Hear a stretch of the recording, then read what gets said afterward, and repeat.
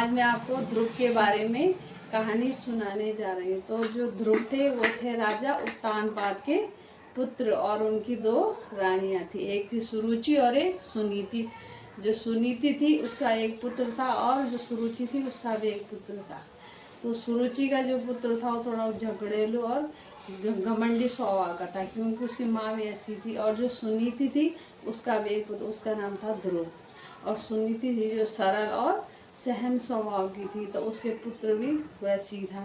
और राजा क्या दोनों को ही प्रेम करते थे। राजा बहुत आज्ञाकारी और अच्छे प्रतापी राजा थे, मतलब अहिंसावादी नहीं थे।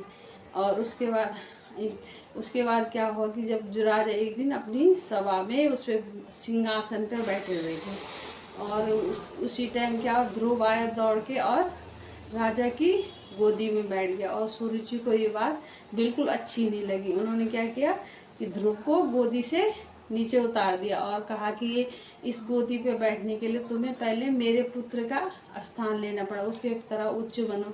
लेकिन सुनीति कहने लगी कि मेरा पुत्र भी तो इनका पुत्र, मतलब उसके भी तो यही पिता हैं। लेकिन उसको ये बात अच्छी नहीं लगी और उसने फिर उसको हाथ पकड़ के सभा से बाहर फेंक दिया और कहा कि जाओ पहले तुम सब परमात्मा से बोल के आओ, पूछ के आओ कि मतलब मुझे पहले इस गोदी के लायक बनाओ। और ध्रुव के मन में क्या ये बात बैठ गई।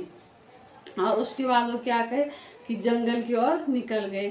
सुनीति ने उन्हें बहुत समझाया कि अभी तुम्हारी अवस्था बहुत कम है। वो 12 साल के थे, लेकिन वो नहीं माने और वो जंगल की ओर निकल गए। चलते चलते कई दिनों से भूख प्यासे व्याकुल और फिर एक जगह बैठ गए। वहाँ क्या हुआ कि नारद जी ने उन्हें दर्शन दिए और उनका मार्गदर्शन किया और कहा कि तुम विष्णु भगवान की तपस्या करो और उससे विष्णु भगवान प्रसन्न होंगे, वो तुम्हें आगे का मार्ग दिखाएंगे। तो ध्रुव ने क्या कई वर्षों तक बहुत तपस्या की, बहुत ज़्यादा तपस्या की और उनकी तपस्या से क्या भगवान प्रसन्न हो गए, विष्णु भगवान। और विष्णु भगवान ने उन्हें क्या दिया, दर्शन दिया और उन्हें अपनी गोदी में बिठाया।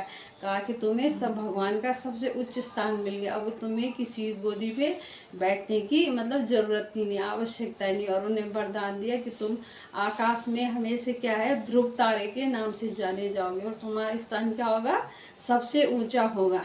और फिर दुख क्या हुआ कि वापिस अपने महल को लौट आए। और लौटते समय सब जब राजा को यह पता चला कि मेरे पुत्र मतलब इतना वह प्रतिभाशाली है, मतलब उससे भगवान के दर्शन हो गए, तो राजा ने भी सब उनसे क्षमा मांगी, अपनी रानी से भी क्षमा मांगी और सुरुचि ने भी। और फिर वो खुशी खुशी से रहने लगी। बस यही आपको, और फिर दोनों खुशी से रहने लगे। आपको उम्मीद है मेरी कहानी पसंद आ गई। लाइक करिए, सब्सक्राइब करें और धन्यवाद।